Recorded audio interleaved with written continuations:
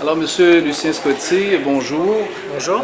Vous avez accepté de faire une présentation ce matin sur une nouvelle offre numérique de la Bibliothèque nationale de France. Alors, pouvez-vous nous préciser d'abord quel est votre rôle à la Bibliothèque nationale de France? Alors, je suis directeur des affaires européennes et internationales et j'exerce ces fonctions depuis bientôt 3 ans, après avoir été directeur de l'administration et du personnel depuis 2001, toujours à la BNF. Alors, Galactica 2, qu'est-ce que c'est? Alors, Gallica 2, c'est la nouvelle version modernisée de Gallica, qui est notre bibliothèque numérique.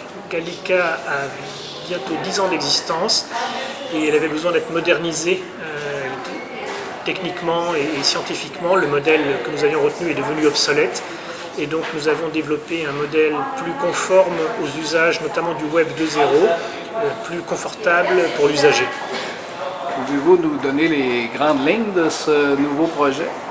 Alors Gallica 2, c'est cette version modernisée qui permet notamment la création d'espaces personnels, la création d'espaces de partage pour que chaque usager puisse archiver et partager des documents.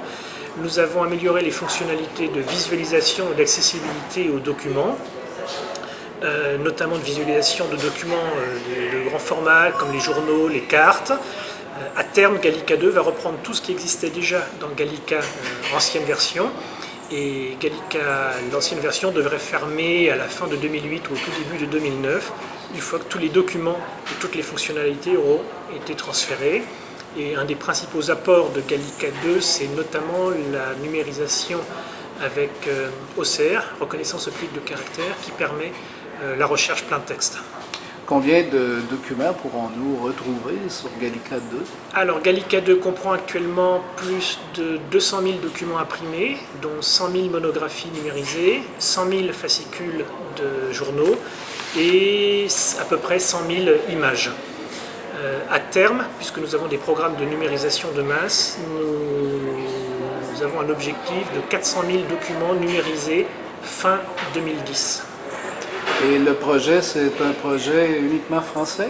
Alors Gallica est un projet uniquement français, je dirais aussi presque uniquement de la BNF, puisque nous accueillons quelques collections venant d'autres partenaires, d'autres collections numériques venant de partenaires français, les sociétés savantes, les bibliothèques universitaires, quelques documents de partenaires étrangers comme la Bibliothèque du Congrès. Et donc il y a toute une réflexion pour voir comment Gallica peut accueillir davantage de collections venant d'autres bibliothèques françaises ou d'autres bibliothèques et partenaires francophones. A noter que Gallica, à son tour, alimente en fait d'autres portails, notamment Europeana, qui est le projet de bibliothèque numérique européenne en ligne, et puis le portail du réseau francophone des bibliothèques nationales numériques, qui a été lancé hier ici à Québec, pour l'instant uniquement sous forme de collection de presse, mais l'intégralité des collections de Gallica a vocation à se retrouver dans ce portail francophone.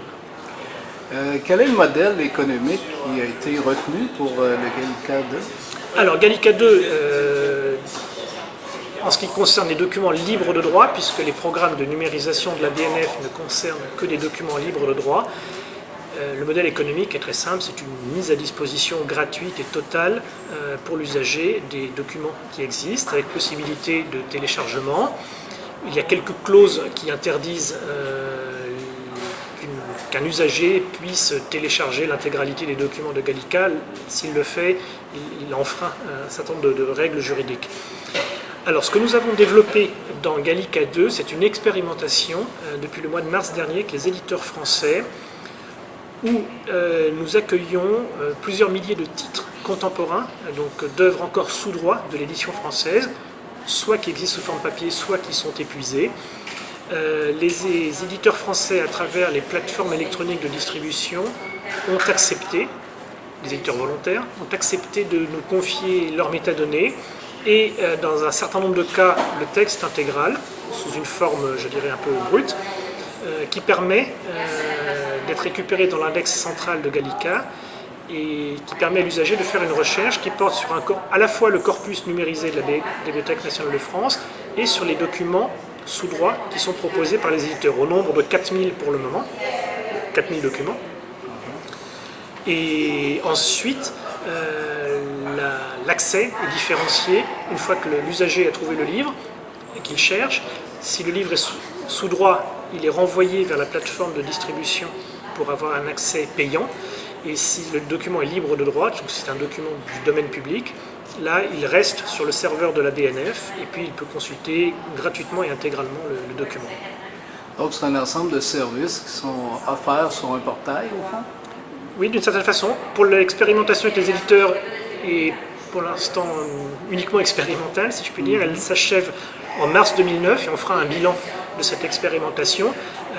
Nous avons rencontré beaucoup d'éditeurs absolument enthousiastes à l'idée qu'effectivement leurs titres, épuisés ou non, puissent être mixés ou mélangés avec ceux de la BNF pour accroître, je dirais, le réservoir dans lequel les internautes peuvent chercher les documents. Et puis pour Gallica 2, nous poursuivons évidemment, dans le cadre de notre mission de service public, de valorisation et de communication des collections, nous poursuivons le modèle gratuit. Pour nos collègues bibliothécaires ici au Canada, au Québec, est-ce que le portail est accessible actuellement?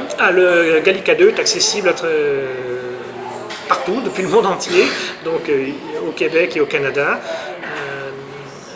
Donc pas de restriction. Le grand public peut absolument accéder à ce portail, donc je l'ai fait moi-même ici, depuis les sites, depuis le Centre des congrès de Québec. Quelles sont les perspectives d'avenir de ce projet?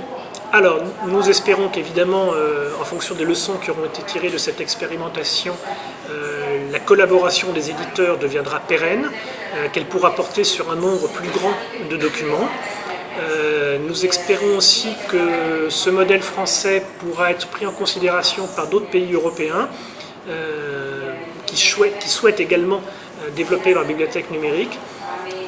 Chaque pays européen a des modes d'organisation très différents. Donc, en Allemagne, les éditeurs ont pris en main et contrôlent totalement la distribution de leurs livres sous forme électronique.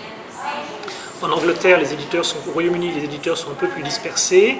Il y a des pays comme la Hongrie ou la Norvège qui ont des modèles par lesquels les pouvoirs publics payent directement les sociétés d'auteurs pour que les ouvrages sous droit soient néanmoins disponibles gratuitement en ligne pour l'usager.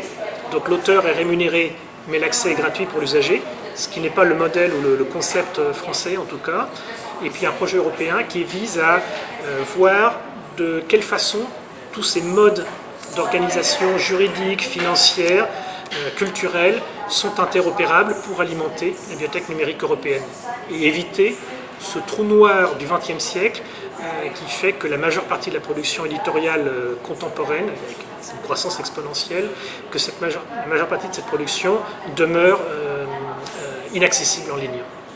Alors Lucien Scottier, nous vous souhaitons bonne chance dans les prochaines étapes de ce projet ambitieux, mais fort attendu sans doute.